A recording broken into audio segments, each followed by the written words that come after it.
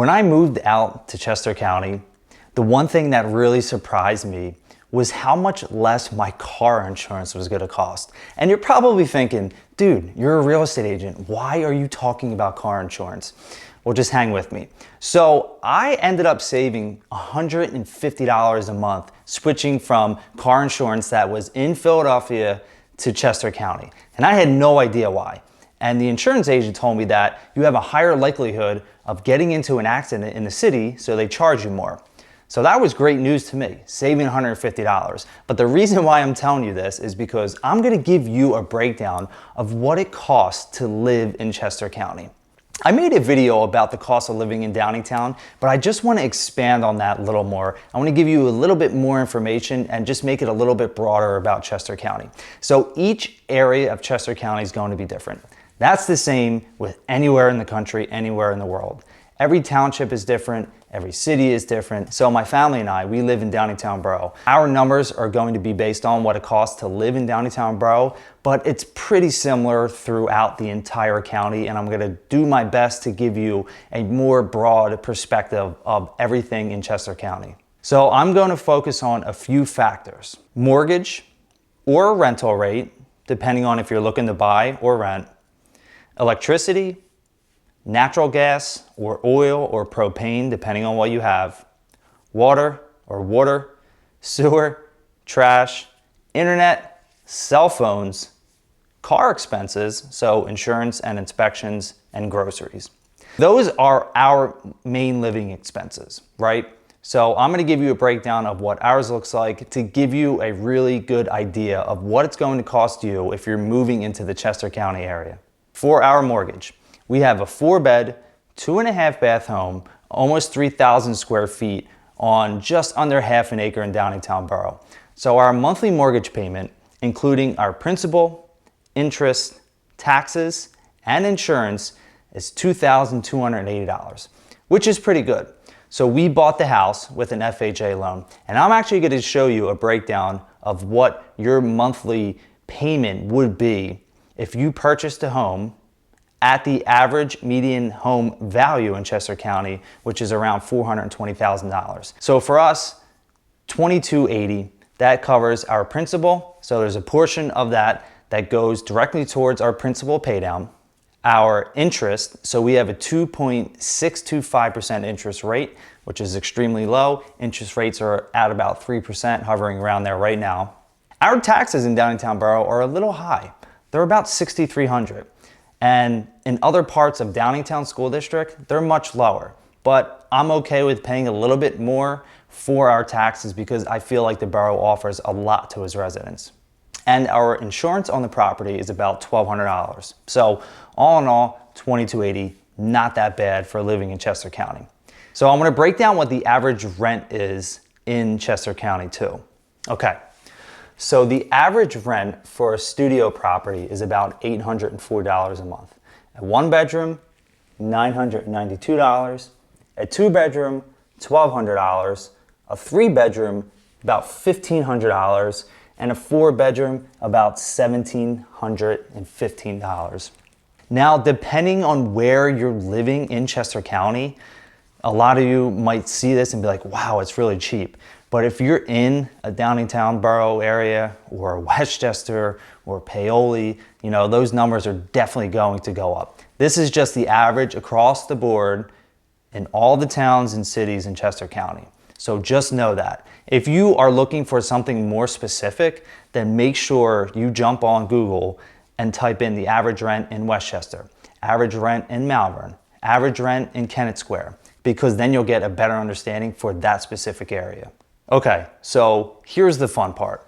I'm gonna break down for you what your closing cost, an estimate of what your closing cost would be if you purchased a $425,000 home, and I just picked a random house in Downingtown, and I'm gonna break it down from 20%, 10%, 5%, all three of them conventional loans, and then an FHA loan at 3.5% down. So at a purchase price of $425,000, if you were to use a conventional loan and you had 20% down, your estimated cash needed to purchase would be around $100,000. And your estimated monthly payment, including insurance, is going to be around $1,900. Now, this doesn't take into account if you're living in an HOA, so that is something that you have to be wary of. And the same for all these other examples that I give you. If you're living in an HOA, you're going to have an additional monthly cost. So now, at that same purchase price, $425,000, if you were to put 10% down, your estimated cash to purchase the property is going to be much lower, at around $58,000, but you're going to see that your estimated monthly payment is going to jump up pretty high. So now you're at about $2,280. If you're doing a 5% down conventional loan, then you're going to notice, again, your closing costs are going to be much less. You're at about $37,000, but your monthly payment has gone up to almost $2,500. And finally, at that same purchase price, if you were to utilize an FHA loan, which is pretty hard to get accepted right now, but it won't be like that all the time, at 3.5% down, your estimated cash to close is $30,300. And your estimated monthly payment is going to be $2,500. So that's what it's like to live in Chester County as far as what you can expect your monthly mortgage and closing costs to be if you bought a home that is pretty much on average for what the median home values are in Chester County right now. All right, so let's move on to electricity. I actually brought a PICO bill with me. So in Chester County, or in this part of southeastern Pennsylvania, PICO is one of the largest providers of electricity and gas. We've always had PICO.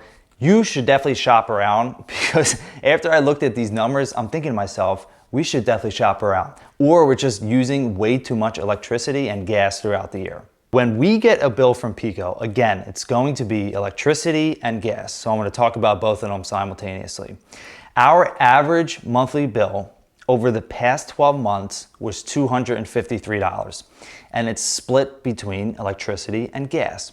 I went back and figured out that our electricity is around $110, $125. It's between $110 and $125 every month.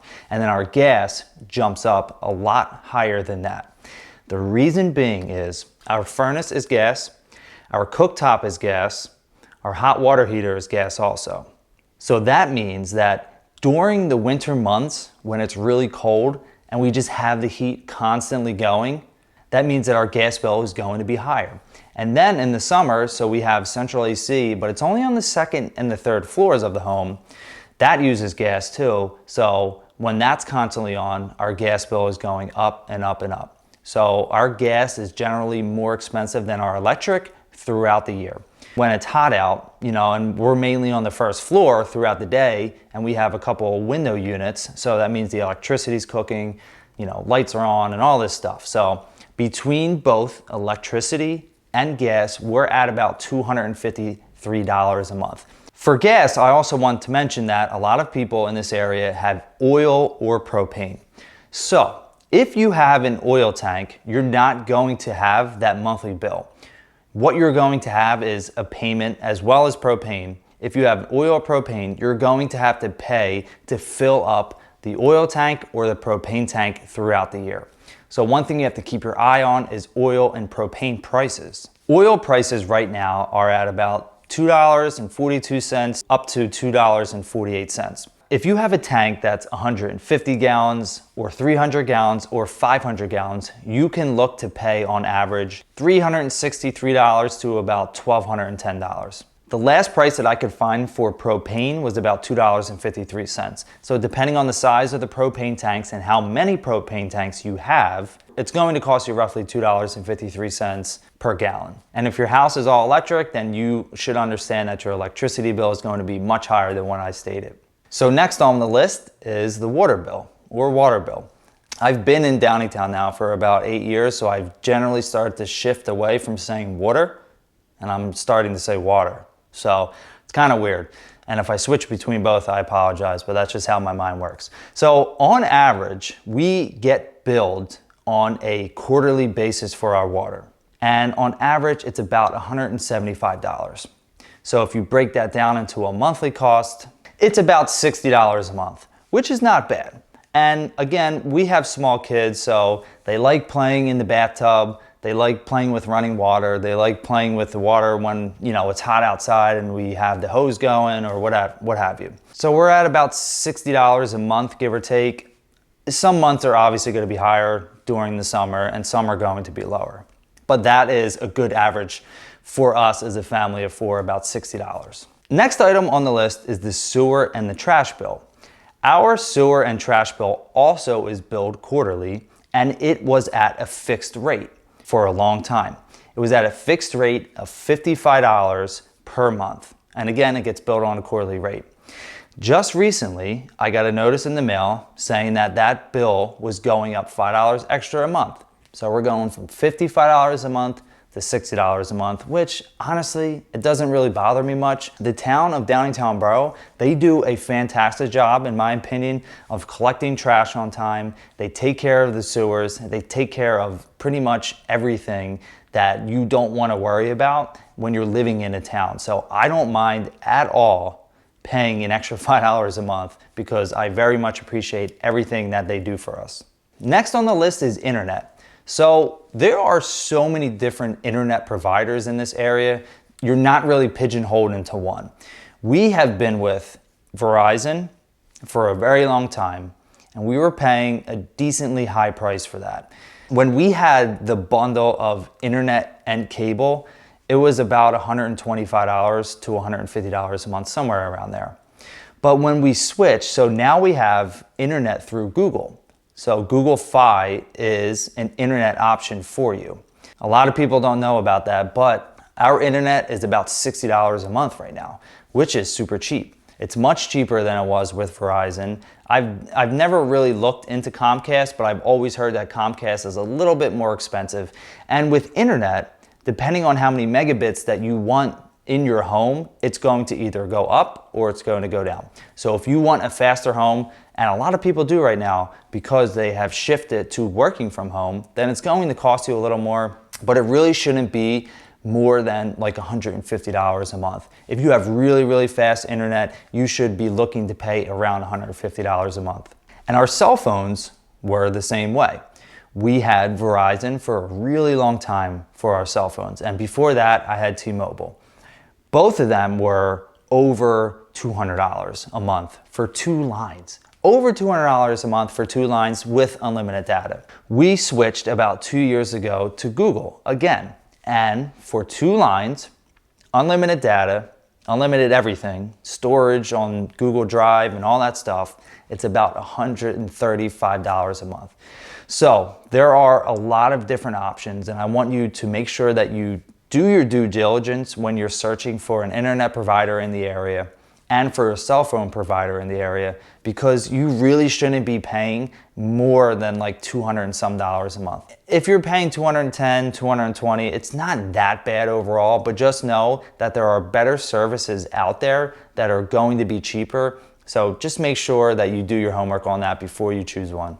Next up is cars. So we have 2 cars right now, and we have a camper. For our 2 cars and our camper, our monthly insurance on that is a little over $650. So between all 3, so again, it's 2 cars and a camper, a travel trailer, every 6 months we get billed about $650. So on a yearly basis, it is about $1,300, which is a little bit over $105 a month, which is not bad at all. For 3 vehicles, we have insurance for about $105 a month. That's really good. We use Allstate. I have a phenomenal rep that we work with at Allstate that gives the best insurance quotes. So if you want more information about that, then please let me know.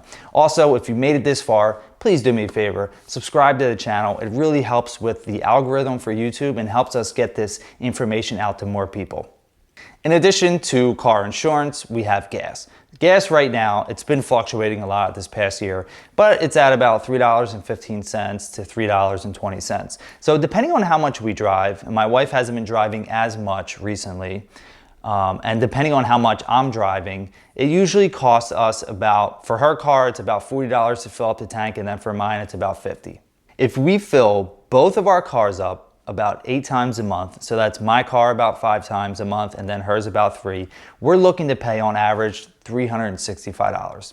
And if you multiply that by 12, you're at about $4,300 a year. That's not bad in my opinion. So it all depends on what kind of car you're driving. We have to have them both inspected, and depending on what's wrong with it, you know, the state inspections are like $50.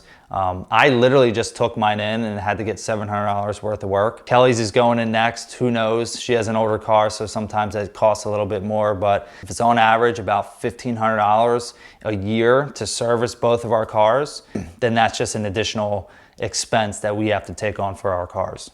Whew, we're at the end. The last thing is groceries. And I've talked about groceries before. And when I threw out my number, people were like astounded at how much we pay. I don't want to paint the wrong picture because I take food very seriously in my house. I am always buying organic produce, organic everything as much as I possibly can for the kids, for myself, for Kelly. And I will spend more on groceries than the normal person. But if we did everything, you know, in a more conventional way, you should be able on a weekly basis to spend about $200. So $175 to $200 a week on groceries. I shop at Whole Foods primarily or Wegmans. Whole Foods is generally a little bit more expensive than Wegmans, but Wegmans is up there.